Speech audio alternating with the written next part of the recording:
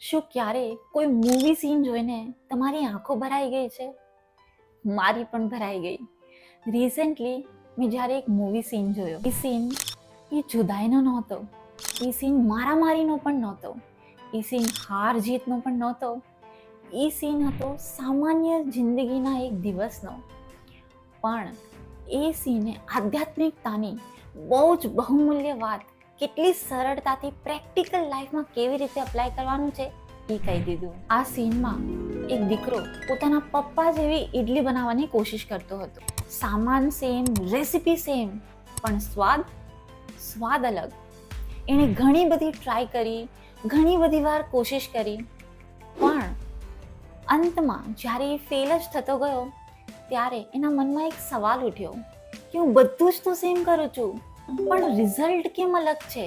અને પછી જ્યારે એણે ઈડલીમાં પોતાની મહેનતની સાથે સાથે પોતાના પ્રેમની લાગણી પણ ઉમેરીને ત્યારે અસલી ઓરિજિનલ સ્વાદ આવ્યો.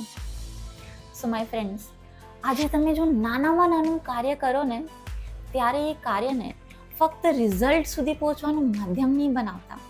એ કાર્યને પ્રેમથી કરજો, એમાં પ્રેમની લાગણીને ઉમેરજો.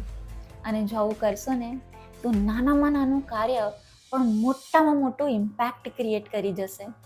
અને હા, જો આ વાત તમને રેઝોનેટ થઈ છે ને તો તમે આ આધ્યાત્મિકતાની જર્નીમાં ઓલરેડી છો.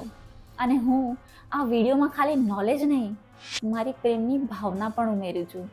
તો જો તમને રેઝોનેટ થતી હોય તો આ ચેનલને સબસ્ક્રાઈબ જરૂરથી કરજો.